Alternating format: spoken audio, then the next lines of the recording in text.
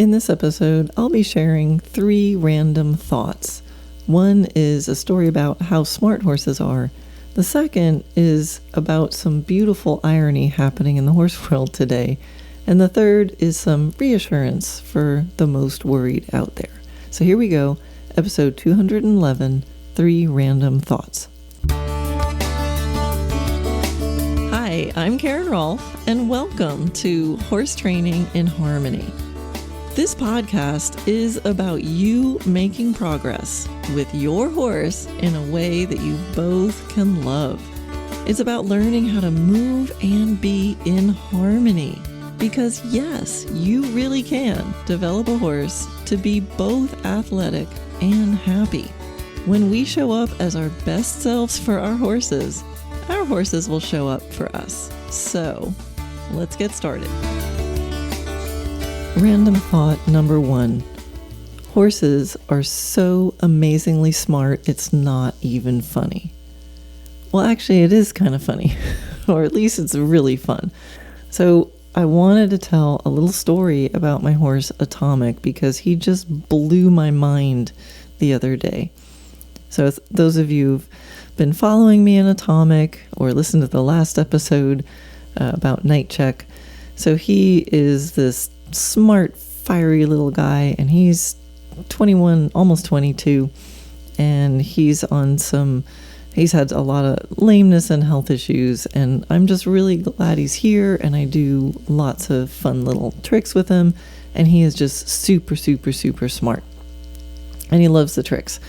So one of the things that we do is we have a traffic cone, and then I have these big rubber rings or plastic, I don't know what they are, they're squishy rings, and then I give him the ring and he puts the ring on the cone. Ta-da! And I usually put the cone up on this bench that's on the wall in the barn, and I put the cone on the bench, and then I put my foot on the cone because he sometimes is hold the rings, hit the cone, and the cone goes flying. So I just put my foot on the bottom of the cone, hold it still, and I give him a ring, and he pretty quickly will put the ring on the cone.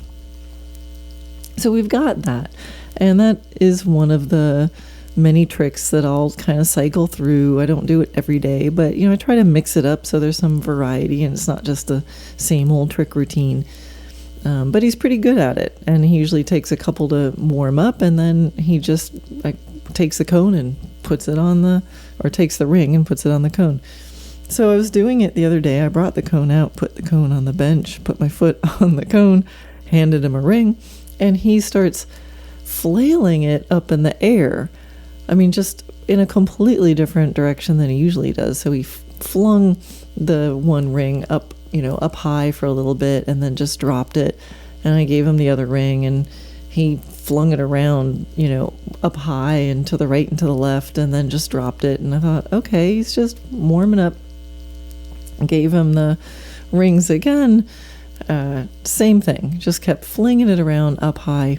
And then I'd go chase the rings down because they roll away when he dropped them. And by the time I come back, he's taken the cone and just thrown it, shoved it off the bench. So I picked the cone up, put the cone back on the bench, put my foot on it, give him the ring. He throws the ring, hits the wall.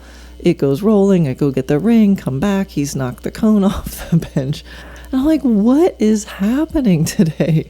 Like, this is not his normal way of doing the ring and cone exercise.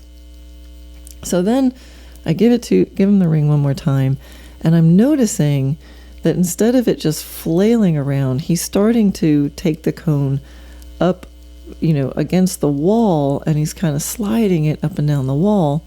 And I look at the wall, and we have these, they're called flexi hooks. I don't know, maybe some of you guys have them, but they're hooks you can put in the barn, but they have like rubber and they're flexible, so they're safe to be around horses. So there's a flexi hook up on the wall that I used to hang halters on and stuff like that. And I realize he's kind of putting the ring up and down the wall closer and closer to where this flexi hook is. And I watched him, and I looked at my assistant, Becky, and I'm like, Becky, I think he's trying to put the ring on the hook. Now, I have never played a game with him about taking anything off the hook. Now, he does know to like grab stuff like towels, and I've taught him to like grab things and throw them down, and sometimes the things that he grabs are hanging on a hook, but we have never done anything that involves putting something on a hook or me purposefully sending him to a hook to go do something with it. But Becky agreed. She's like, I think he is looking at that hook. So I just like, all right, let's get rid of the cone. So I put the cone somewhere else, so that's not even in the picture. I hand him the ring, and sure enough, he starts waving it up and down, and it's now sliding up and down the wall, and it's kind of moving closer and closer to the hook. And so I kind of verbally like, yeah, good job. I kind of aim him towards it, like I have my little, closer words. I go, yeah, and that means like whatever you're doing, you're getting closer to it. And then he pretty quickly would have the ring in his mouth. So picture he's got the ring in his mouth, but he's holding the bottom part of the ring, so the ring is kind of is going up above his nose, and he's sliding this ring down the wall, so it hits the hook, but he's doing it really with a lot of force, so the flexi hook just bends, and the ring doesn't get stuck on it. So I thought, but I'm praising him for this, right? He's getting closer and closer approximation. So I'm like, yes, every time he moves the ring in a way that it goes on the hook, even if it keeps going and he doesn't let go. Yes, good boy. All right. So, and I don't even know why I'm starting to train it, because it's just his idea. I think if I wasn't there, I think he was doing it to show off and get cookies, but I think I didn't need to really train him. I was just kind of giving some verbal bridges and praise every now and then to make it feel like I was participating in this. Maybe I can take some credit, but really I had nothing to do with it. So he starts then, he's now being more accurate. He's sliding it down the wall. Good technique. I thought that was a pretty good technique. Put it above it, press it against the wall, slide it down, but he's doing it too forcefully. So I took the ring and just hung it on the hook, and I thought if he could practice taking it off the hook, and maybe then he could feel what that's like. And I also observed from when he does the ring on the cone, he'll often put the ring down on the cone, and then he picks it up and puts it down a couple times before he lets go. So I thought, well, let me just hang the ring on the hook, and then he can practice taking it off, and he might be able to get a little more proprioception and awareness about where positionally his head is when it's on the hook, because he's kind of facing the wall, and the hook has got to be at least a little bit in his blind spot. So they're not really good at seeing stuff right in front of them like that. So So I do that. I put it on, and he does exactly that. He takes it in his mouth, and he picks it up and puts it down a couple times. So whoa, big praise. And then the next time, I hand him the ring. He lifts his head, puts it up on the wall, slides it down, and as soon as he feels it make contact with the hook, he lets go, turns to me, pricks his ears, and nickers. So that happened. So I think about this. We were doing a game that he knew, a game with the ring and the cones and the cone that we always did the same way. There was no variety in that I introduced. Put the cone down, he puts the rings on, good job, lots of cookies. So I'm thinking, he was thinking, I got that. Okay, I'm going to anthropomorphize and guess like crazy, because I don't know what he's thinking. I don't even know what I'm thinking half the time. But let's guess. This is what it seemed. He's like, I don't want to do the ring and the cones anymore, but I want to do something with the rings, and I see this little thing on the wall, and imagine what a horse must have to think to go, I have this ring, I'll bet you I can get it I can put it on this thing sticking out of the wall, this little thing sticking out of the wall, and get it to stay there. I don't know what he's thinking, but that's sure what it looked like. It was so particular. We could say, oh, Karen, he's just waving the ring around, and then through my verbal praise and, marking that he got closer and closer and then targeted the hook. But I'll tell you, when we were there, I was thinking still, let's do the cone. And I turned to my assistant and was like, I think he's trying to put the ring on the hook. And in less than 5 minutes, the ring was on the hook. As soon as it was there, he let go, looked at me, nickered, ears pricked. Hey, lady, let's pay me for this. So that is my first random thought about how horses are so amazingly smart. It's not even funny, but actually it is pretty funny. So I don't know, maybe it's just my horse that's that smart. Maybe it's just Atomic. Maybe he's the smartest horse in the world. I don't know. He's pretty smart. But anyway, I thought I would share that story. I think it's a cool example of not just how amazingly smart Atomic is, but, in the beginning it could have been like, wow, he's really failing at putting the ring on the cone, right? It could easily be framed as he's failing, he lost it, I'm a bad trainer, what's wrong with us, we got to tune it back up again. But to be able to recognize with this being who is not a robot that they can get bored. And he wasn't saying, no, I'm not going to do anything for you. He's saying, I don't want to do that, but can we do this other thing? And so I guess one of the lessons and the things to ponder is, when your horse doesn't do the things that he knows how to do, and it doesn't seem like too hard a thing to ask, but when you have horses that feel free to introduce their opinions on stuff without the fear of punishment, what cool stuff can happen, right? I don't really care if he puts the ring on the cone or not. Like, I don't need to play that game. Doesn't matter to me at all. He doesn't want to play the game. Okay, let's not play the game. If I feel like he's confused, I would work on my training, my technique to get him to understand it better. Or if I felt like, no, I really need him to do this, then I need to work on my ability to motivate a horse to want to do it. I could freshen that up. But how cool with the relationship that we have to go, he's just saying, I don't want to do this, but I thought of this other game we could do.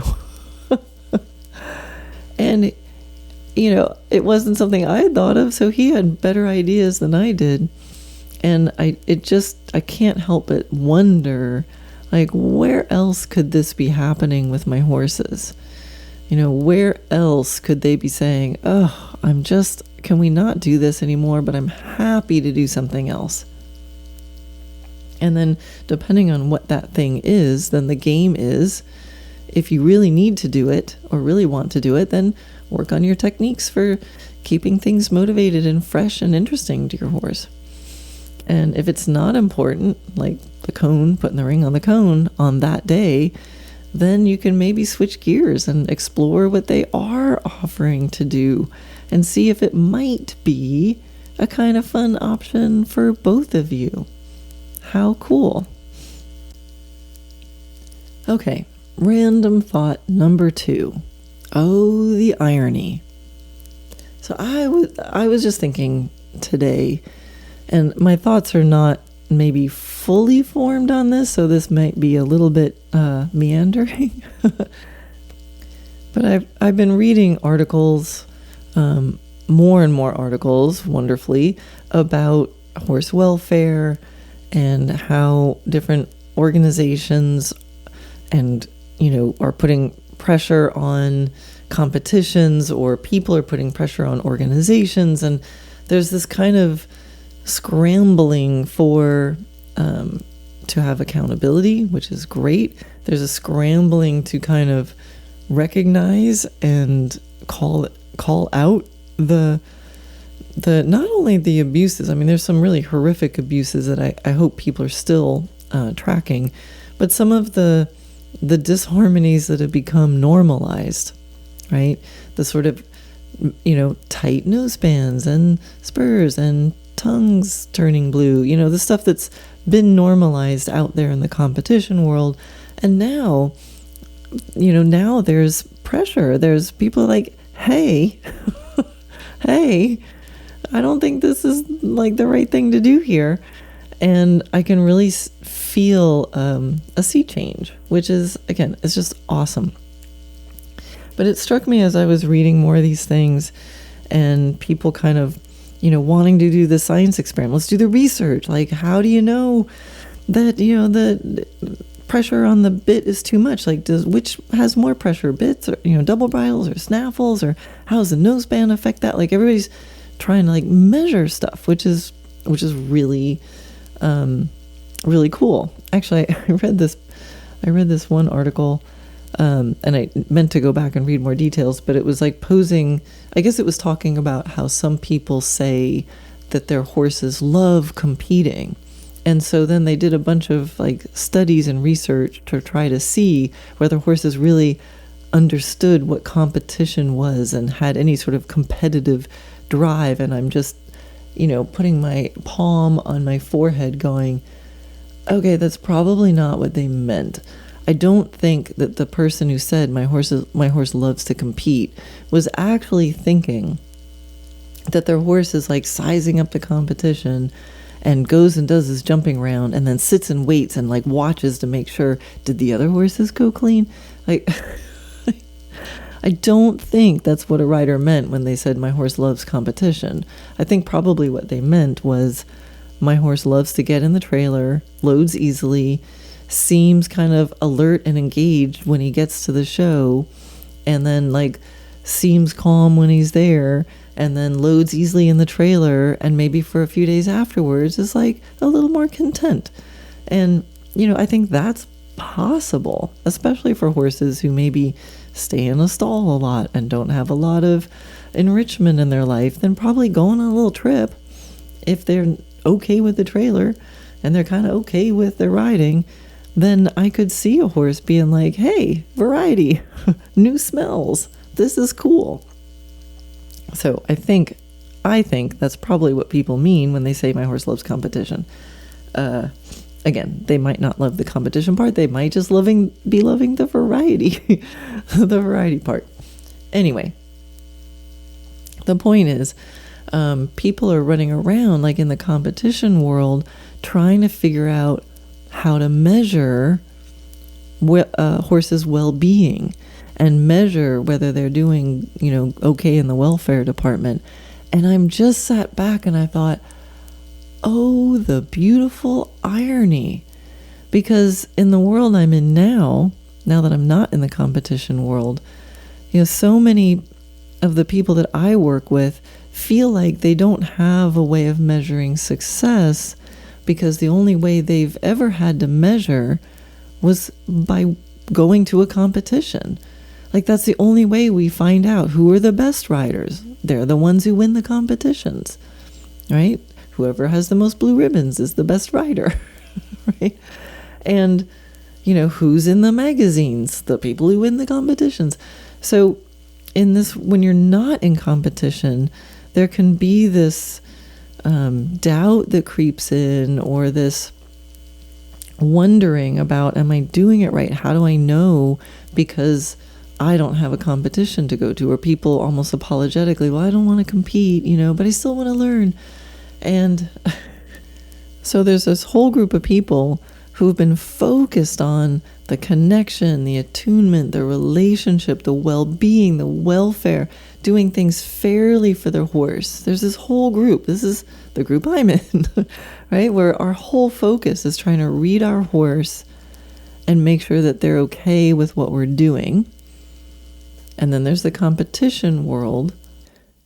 And for so long, competition has been the only way to measure success. And it's just so beautifully ironic now that organizations and competition-focused people are starting to kind of doubt the way they're measuring. They're questioning the priorities. And they're actually going to be looking to those who have been prioritizing well-being all along. So, like, it's our time. Harmony people out there, stay strong, trust your heart, and keep doing the quiet work of loving your horse louder and prouder, which is hard for those of us who really prefer to like listen to the whispers and leave our egos at the door. But we can at least be available and visible. Available for a conversation and visible for a demonstration. And don't be afraid to be a model of what it means to prioritize your horse's well-being. And this kind of connects to random thought number 3, which is if you're worried you're doing it wrong, you're probably closer to doing it right.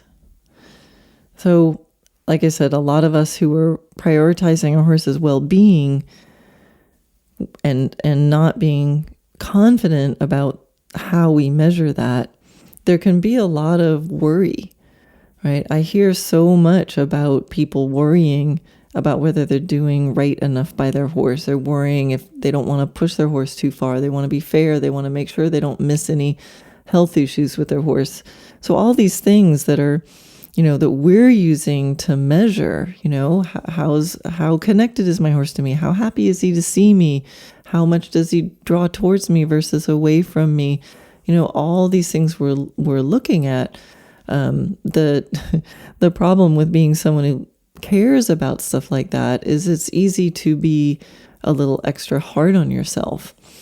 Now, I think it's a beautiful thing. So it's like we can't care too much. There's no way to care too much. We have to care as much as we possibly can. And we have to put a lot of thought into it. But we have to balance that with being our best and just thinking, I'm doing the best I can. I'm never going to know all the information in the world. I'm never going to have all the exact right, best, perfect expert in the world to see my horse at this exact moment when this particular problem is happening. All we can do is our best. But in my experience, when I get a lot of people coming to me because they're coming from somewhere else where they say things like, I have this trainer, but I'm really tired of pushing my horse so much. Or I went and took lessons, but I'm really tired of her or him asking me to just kick or smack or pull on my horse. So there's this deep caring about the kind of things that we do with our horse. And there can be this agonizing, right? There can be a deep agonizing over what choices to make and are you doing it? And I've just found that if you're asking that question, if you feel like you're agonizing over making the right choices for your horse, you're probably doing it. You're doing it right. And I'm like, you can hear me stumbling over my words because I'm not saying that we should all be like tied up in knots and, frozen in fear of doing the wrong thing. But I think it's a valid question. And I think it's a great question to be asking ourselves when we own horses. Are we doing it well enough? So I think we're doing it right if we're agonizing over the right choices for a horse. We're doing it right if we're questioning everything. So the personal development piece of all of this is, can we care that deeply where we can feel what it feels like to agonize over our decisions and what we're doing with a horse, but not get stuck in the agonizing? That we can use the agonizing as a warning system, that there's a question there. And then I think we have to answer the question, right? So if I'm like, I'm just not sure, I feel, bad about whatever, it's like, well, what? What do we need to know? Like how, if there's a question before us, how do we get the answer? And that we don't let ourselves fall into this puddle of useless worry. Right? How do we care deeply without turning into a puddle of useless worry? And I know a lot of people are in situations where they're either alone out in a field with their horse and there's nobody else around, or they're surrounded by people who don't share the same priorities and value systems with their horse.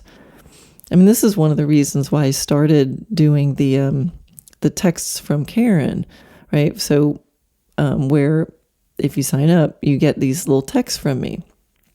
Because I know for myself how much I can light up and how much it helps if like I get a little text from a friend who knows, like I have a friend, that I talk about lots of stuff with, and the business stuff and the horse stuff and the life stuff. And if she knows that there's something that I've been working hard on or a question in front of me, every now and then she'll just randomly send a text and be like, hey, don't forget the blah, blah, blah, whatever it is.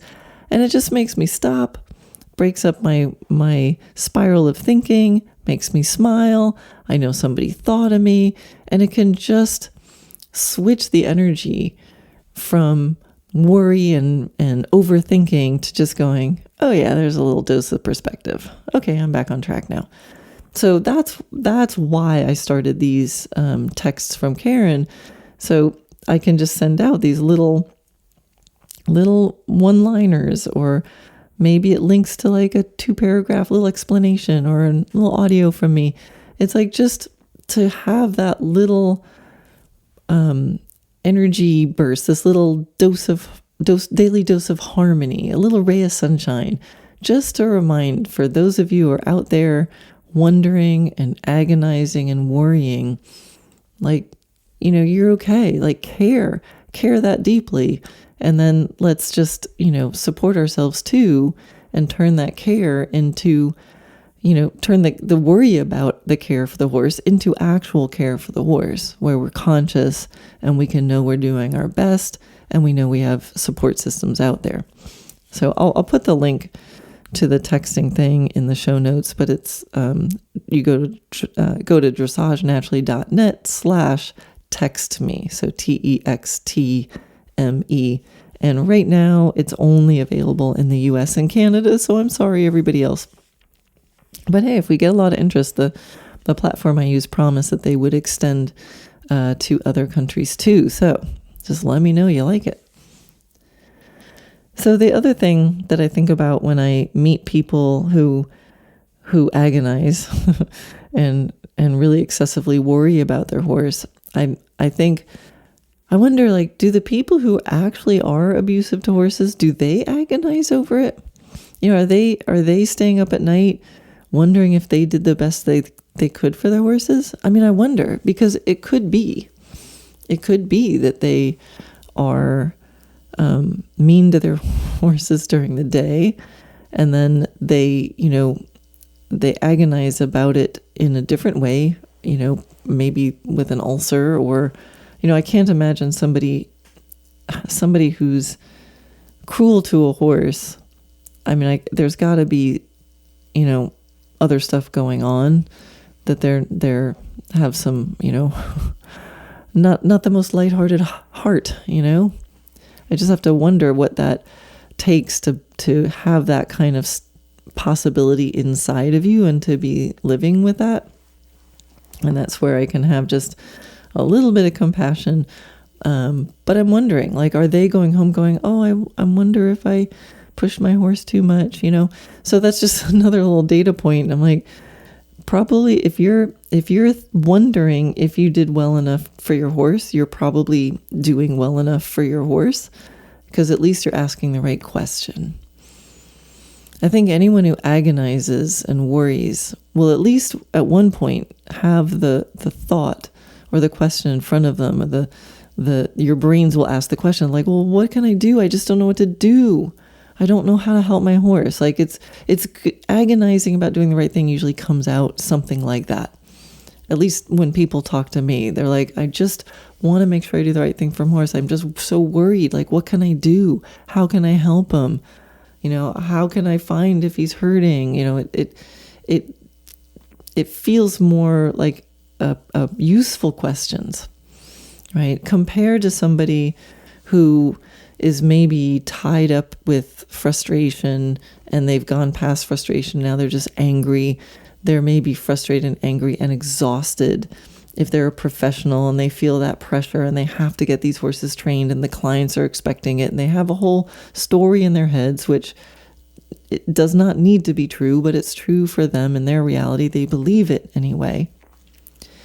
And so that frustration builds and they become angry and they have to see their horses as commodities, and they don't necessarily own their horses. So, those horses can be taken away at any time. So they have to keep a little emotional distance so that they can survive. But in that emotional distance comes the possibility to maybe not treat them so warm and fuzzy and not care as much as somebody else might. And so when you get into that frustration and anger, those things feel to me more like something, like they're seeing that something or someone is getting in their way of their goal. Either the horse isn't doing what he's supposed to do, or something in the circumstances, the owner of the horse didn't do what they told them and blah, blah, blah. But, there's some expectation not being met, which leads to the frustration and the anger. And I find most of the time that state will yield disempowering questions. It'll yield things like, why isn't this working? Why won't he do what I'm asking? Why can't I do this? So, there's like this external obstacle thing that's in the way. It's not working. It has that kind of a feel. It has a very different feel than the people who come to me saying that they're worried and they're agonizing about taking the best care of their horse. So that's the kind of contrast that when people come to me saying that they're worried about, if that they're doing it wrong, I was like, if you're worrying about doing it wrong, you're already doing it right. Now, another thing, because, I'm hearing myself talk. I'm like, Karen, I'm not like condoning, again, being like tied up in worry. I just think it's a nice sentiment, and now we have to deal with it in healthy ways. So another thing you have to watch if you're just worrying, because I see this happening, is people get so busy worrying and then they back off and they back off and they back off, that now they're backing off so much that they're not reaching any of their goals, even if it's just personal goals. So if you find yourself in this, like, I'm worried so much about my horse that I'm not doing what I thought I wanted to do with him, then you need to really review. And it might be that you need to change your goals, right? Or you're going to end up being resentful and frustrated and just sad, right? So you either need to go, I need to let go of that goal because of my current reality of my horse. And that'll already relieve some of the stress and the feeling bad. But you can have amazing care and concern for your horse, and it doesn't need to feel bad, right? So worrying and agonizing is not an ideal state. But when you feel that feeling come up, you can just understand that feeling is really deep concern. And let's focus on the deep concern, because that's a beautiful thing. And if you have deep concern that you're not going to achieve this certain goal, well, maybe it's smart to change the goal. Or you could say, I really want to do this goal. I'm concerned about what? About X, Y, and Z. Get specific. Like, I want to reach this goal, but I'm really concerned. I'm feeling this thing. I don't think his hooves are being balanced correctly. I have this niggling feeling, and I don't want to ride him too much. Why? Because he feels a little tender in front. Why? I think it might be his feet. All right, let's bring someone in. Like, that's a specific concern that can be addressed. So that's how you take the feeling of like, oh my gosh, I don't want to hurt my horse. And you don't let it get you stuck where all you do is sit there and stare at him going, oh my God, I'm so worried about him. Well, why? Get specific. What exactly? And you might not know. You might not know how to know. But you can get close. You're like, well, why? Are you afraid of him? No. Is he lame? Not really. Oh, but kind of? Front or back? What's your guess? I feel like it's the front. Hard ground or soft ground? So if you just ask yourself some questions and let yourself get out of the worry, which is not a great human state to be in, and then hook onto the underlying essence of the worry, which is deep concern, and now just see if you can start getting closer and closer to targeting the specific root of the worry. Because you know what? Sometimes you can get stuff fixed up. Or you're worried your horse has ulcers, and so you scope him. And you know what? He doesn't. So you can all right, one less thing to worry about. Right? So we want to make sure that we take our feelings, process them in a healthy way that can lead to, good stuff happening. I tell people to thin slice it. Thin slice it. What's going on? Take the big chunk and then thin slice it. Front, is it in the front or the back? Do you feel it hard ground or soft ground? When does it start? Does it happen on the first day that you ride them or show up after a couple of days of riding? Is it better after a day off or worse after a day off? Thin slice, and see if you can look at every little aspect of whatever it is you're concerned about. And then we can take a look and then we can find it. You can find the essence or the dynamic of a problem if it's behavioral and then resolve it there. And all the places that you find it. So, anyway, that's my random thought number 3 on if you're worried you're doing it wrong, you might be closer to doing it right. Anyway, so that's it. Those are my 3 random thoughts of the week, and I hope you enjoyed listening.